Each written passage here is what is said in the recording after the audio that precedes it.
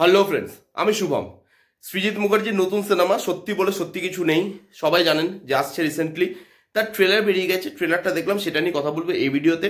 এটা অ্যাডাপ্ট করা হয়েছে এক রুখা হুয়া ফ্যাসলা বলে সিনেমাটার থেকে। এটা সৃজিত মুখার্জি বলছেন।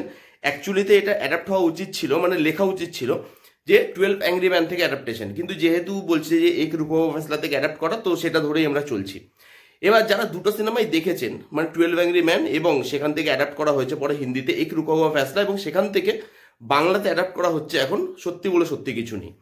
এবার যারা দুটো সিনেমাই দেখেছেন, মানে 12 অ্যাংরি ম্যান বা এক রুকা হুয়া ফ্যাসলা, তারা জানেন যে গল্পটা কি। তো গল্পটা সম্বন্ধে বেশি কিছু বলছি না, যদি একটুখানি আপনাদেরকে আইডিয়া দিই, সেটা হচ্ছে একটা বাচ্চা ছেলে যার ফাঁসির সাজা দেওয়া হয়েছে কোনো একটা দোষের জন্য।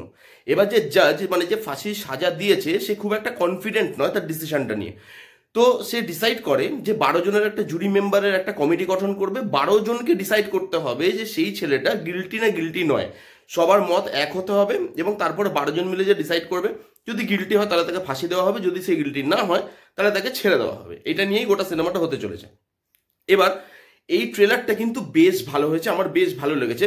তার অনেকগুলো কারণ আছে। তার প্রথম যেটা কারণ সেটা হচ্ছে, এখানে আপনি যে দেখবেন যে 12 অ্যাংরি ম্যান অথবা এক রুকা হুয়া ফ্যাসলা, এই দুটো সিনেমাই না একটা ঘরে শ্যুট করা। মানে ছেলেটা যে দোষ করছে, ছেলেটার যা যা দোষ হয়েছে, সেগুলো যখন ওই 12 জন মিলে বিচার করছে যে ছেলেটা এইভাবে কাজটা করেছে বা করেনি, যখন তারা ডিসাইড করছে, সেগুলো আমাদেরকে দেখানো হচ্ছে না, ভার্বালি বলে দেওয়া হচ্ছে। এবং যখন ভার্বালি বলছে, আমরা ইম্যাজিন করে নিচ্ছি যে হ্যাঁ, ছেলেটা এইভাবে জিনিসটা করেছে বা করেনি।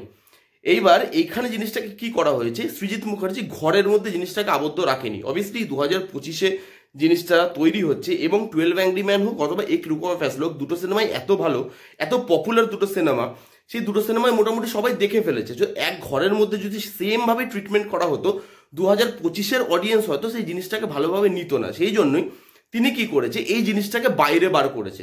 যে যেই জিনিসটা বলা হচ্ছে বা আমাদেরকে শোনানো হচ্ছে যে হ্যাঁ, এইভাবে ছেলেটা দোষটা করেছে অথবা করেনি, সেই জিনিসগুলো বাইরে কি হয়েছে, অ্যাকচুয়ালিতে ছেলেটার সাথে কি কি হয়েছে, ছেলেটা অ্যাকচুয়ালিতে দোষ করেছে কি করেনি, এই জিনিসগুলো বাইরে বার করে দেখানো হচ্ছে, খালি ঘরের মধ্যে আবদ্ধ রাখা হয়নি।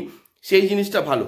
BGM, Carol of the Bells থেকে টিজারের বিজিএমটা কপি করা ছিল, সেটা নিয়ে আমার একটুখানি মানে দ্বিমত ছিল, যে এত বড় ডাইরেক্টর হওয়ার পরেও যেখানে তার কাছে এত রিসোর্সেস আছে, যে তিনি চাইলেই একটা ভালো মিউজিক ডাইরেক্টর হায়ার করে ভালো একটা বিজিএম তৈরি করতে পারতো, সেখানে কেন একটা বিজিএমকে তুলে পুরোপুরি বসিয়ে দেওয়া হলো, সেটা নিয়ে আমার একটা প্রবলেম ছিল।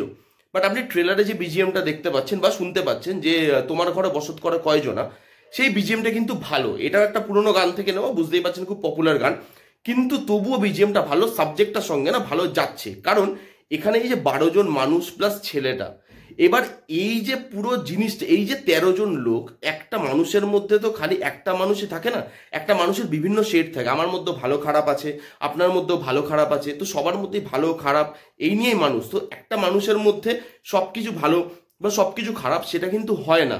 তো এই যে তোমার ঘরে বসত করে কয়জন, যে একটা মানুষের মধ্যে আরো কত মানুষ না জানে লুকিয়ে আছে, এই জিনিসটা সে যেভাবে দেখাচ্ছে এবং তার সঙ্গে বিজিএমটা বাজছে, সেটা কিন্তু বেশ ভালো। তার সঙ্গে এই যে 12 জন জুরি মেম্বার, তারা যখন ডিসাইড করছে, ধরুন তাদের মনে কোনো একটা জিনিস সত্যি বা মিথ্যেটা নিয়ে উথাল পাতাল হচ্ছে। এবার সেই যে উথাল পাতালটা দেখানো হচ্ছে, সেই জিনিসটা সমুদ্রে নিয়ে গিয়ে শ্যুট করা হয়েছে, যে সমুদ্রের ঢেউয়ের সাথে সেই জিনিসগুলোকে দেখানো হচ্ছে, সেটা ভালো। তার সঙ্গে ট্রুথ, রিভেঞ্জ, এগুলোর সঙ্গে যে কোটেশন রাখা হচ্ছে মাঝে মাঝে, সেগুলো দেখতে খুব ভালো লাগে। প্রত্যেক কটা ক্যারেক্টার যাদেরকে কাস্টিং করা হয়েছে, তারা কিন্তু খুব খুব ভালো পারফর্মার, এবং প্রত্যেকে বড় বড় পারফর্মার। পরমদা আছে, কৌশিক গাঙ্গুলি আছে, ঋত্বিক দা আছে, অনির্বাণ দা আছে, অনন্যা দি আছে, আমাদের এখানে রাহুল আছে, কাঞ্চন মল্লিক আছে, কে নেই। মানে প্রচুর বড় কাস্টিং নিয়ে শ্যুট করা, এবং প্রত্যেকে ভালো পারফর্ম করে। এবং ট্রেলার দেখে যেটুকু বোঝা যাচ্ছে, পারফরমেন্স ফাটতে চলেছে। পরমদার পারফরমেন্স আউটস্ট্যান্ডিং, এবং কৌশিক গাঙ্গুলির যেভাবে লাস্টে পরমদার ওপর চার্জ নেয়, এবং যেভাবে ওই স্ল্যাংসটা আসে, অথেন্টিকেট লাগে। তার সঙ্গে এই যে মারোয়ারি বাঙালি, এই দুজনের মধ্যে সবসময় একটা বিভেদ থাকে। একটা সমাজেই আমরা থাকছি, কিন্তু তবুও দেখবেন মারোয়ারি বাঙালি এই দুজনের মধ্যে একটা ডিফারেন্স সবসময় থেকেই যায়। সেটার সঙ্গে অনির্বাণদার ক্যারেক্টারটাকে যেভাবে মারোয়ারি করা হয়েছে, বাঙালিদের একটা প্রবলেম হচ্ছে, সেই জিনিসটা নিয়ে ওখানে বলা হয়েছে।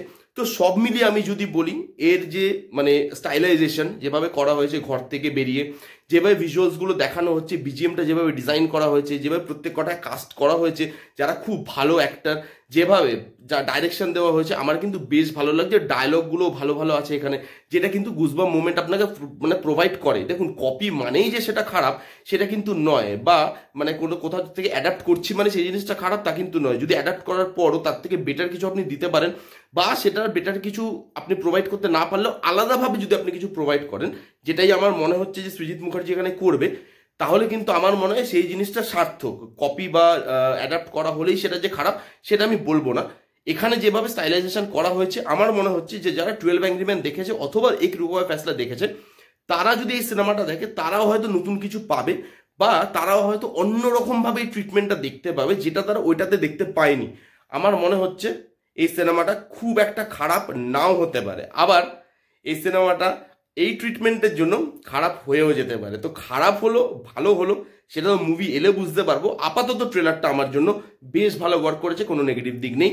যদি মুভি দেখার পর কোনো নেগেটিভ দিক লাগে অথবা সিনেমাটা খারাপ লাগে সেটা তো বলবো, আর যদি ভালো লাগে সেটাও বলবো। এই ছিল সত্যি বলে সত্যি কিছু নেই ট্রেলারের রিভিউ। আপনারা কারা কারা দেখেছেন কমেন্ট করে জানান, যারা যারা দেখেননি এক্ষুনি যান গিয়ে দেখে ফেলুন। আর তার সঙ্গে আরেকটা অ্যানাউন্সমেন্ট করে দিই, সময় বলে আমাদের চ্যানেলে একটা শর্ট ফিল্ম বেরিয়েছে, যেটা আমি এবং অনিন্দিতা কুন্ডু মিলে ডাইরেক্ট করেছি। আমাদের debut short film, debut direction দিয়েছি আমরা। শর্ট ফিল্মটার লিঙ্কটা এই ভিডিও ডেসক্রিপশনে আমি দিয়ে দেবো, যান গিয়ে দেখুন সময় বলে শর্ট ফিল্মটা। দেখে আপনাদের যা মতামত, ভালো খারাপ যা লাগছে আপনাদের সব কিছু কমেন্ট করে জানান, কারণ প্রত্যেকটা কমেন্ট আমাদের কাছে খুব খুব ভ্যালুয়েবল। আপনারা কমেন্ট করবেন তবেই আমরা ভবিষ্যতে আরও ভালো কাজ প্রোভাইড করতে পারবো, ভুলগুলো বুঝতে পারবো, পরের কাজে ভুলগুলো শুধরে আরও একটা ভালো কাজ আনতে পারবো। তো যান, সময়ের লিঙ্কটা আমি ডিসক্রিপশনে দিয়ে দিচ্ছি, সময় গিয়ে চেক আউট করুন। কেমন লাগলো ভিডিওটা জানতে ভুলবেন না, ভালো লাগলে please give a Thums up, like করবেন, কমেন্ট করবেন, শেয়ার করবেন, চ্যানেলটাকে মাস্ট সাবস্ক্রাইব করবেন। দেখা হচ্ছে নেক্সট কোনো ভিডিওতে, ততক্ষণ bye bye, take care and be safe.